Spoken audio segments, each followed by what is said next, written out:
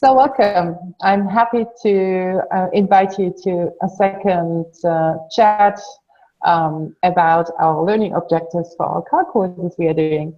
And this time I'm going to ask Olaf about our today's topic, which means, so Olaf, I'm interested about the long-term effects of an organizational focus on delighting the customer and how that relates to improved outcome. Can you tell me a bit about that? Sure.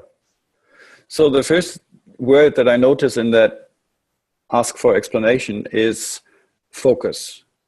Most organizations I've worked with in the past 20 years did not have real focus. At least they didn't have joint focus. And what they all talk about is that they're missing alignment. So people are not working on one thing, people are not working into the same direction, people don't have the same kind of passionate movement. And focus creates all of that. So any kind of focus would probably improve the effectiveness and the value of the outcomes of most organizations.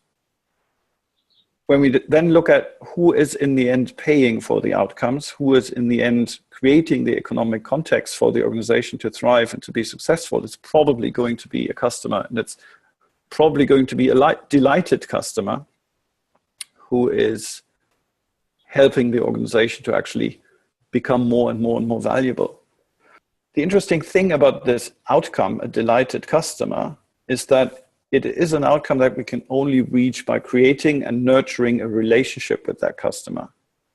And since in most organizations, we don't have everybody in direct contact with these people, it means that we need to increase the relational quality in the organization, something that I would call relational flow. We talk about flow of value in organizations, and that's mapped out and understood in good organizations.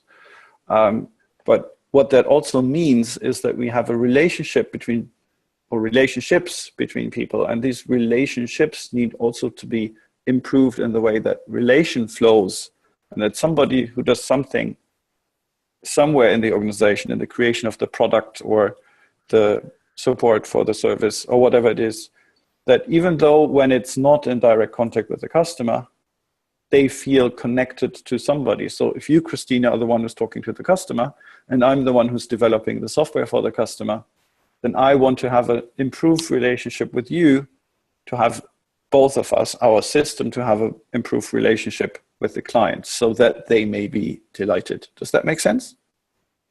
Yeah, thank you. I already see this flow of everybody flowing in the same direction and producing this energy, which also attracts clients. Sure. So Scott, do you want to add something? Yeah, I think the health of any organization is very closely related to how well it connects with its customers and how well it delights its customers, somehow defined. So not all organizations are commercial ones, but that's the framework, but it would be the same for governments and charities and third sector things. But, you know, it's like if you're not in that state of engagement and in relationship, as Olaf says, with your customer, where you are actually delighting them, then it seems likely that those relationships are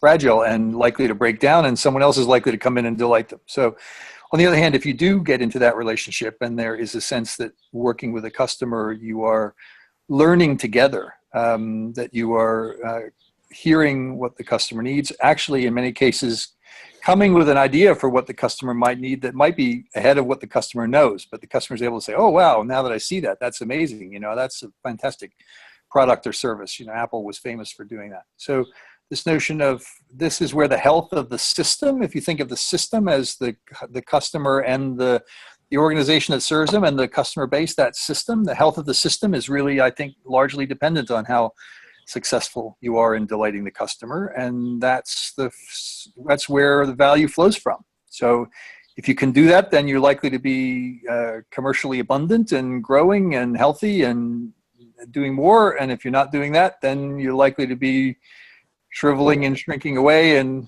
someone else taking your place. So I think in terms of the long-term implications, it's really important not only to survival, but to thriving, but thriving in a context where the people that work in the organization feel that they are cared for and have a creative space where they can do their best work, and the customers benefit from that and are delighted to see it and want more. So that sort of symbiotic relationship that Olaf was talking about, I think is really important to survival and or prosperity for organizations and the systems they're in.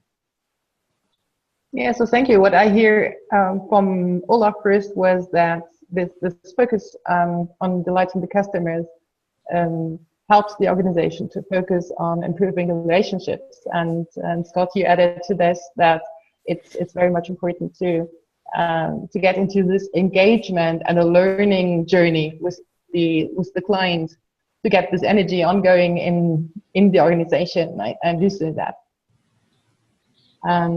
So any other thing you would like to add, both of you? I think this relationship, when we look at that in terms of value creation, everybody who creates something for the next person downstream is at service, and the organization as a whole is at service to the client. So if we look at this stance of being at service, I'm thinking of the improv theater principles of making each other look good and having each other's back. If our customers feel that we're making them look good, and if they feel we have their back, then they will come back and be happy with us, be happily part of our system. And that comes from us treating each other within the organization with that kind of mindset. We have each other's backs, we make each other look good. And in my experience, I've been doing that in a large enterprise transformation for a while now. I think those two principles are all that you need for scaling, and to create that kind of focus that we've been talking about. Say that again, if you will. Just re-enunciate the two principles, 1 and 2. Make each other look good. Yep. And make the responsible people look good. So if somebody's responsible for a transformation, make them look good. Somebody's responsible for the organization's outcomes, make the boss look good. Make the customer look good. And have each other's backs up and down. Mm-hmm. Great, thank you. And all of that, I think, summarizes a lot about valuing each other. So valuing each colleague which you're working with, and valuing your client you're working with, and at the same time valuing the management people who are really trying to give their best to the system, and also trying to think about what do they need from me, and how can I make them look good and have that back. Yeah, so that's a cool picture, I think you prepared for us here. So I think, can we close? Anything to add? I'm good. Thank you. Good enough for now. Yeah. So thank you for answering me this question, and looking forward to our third video then on the next learning objective. Cool.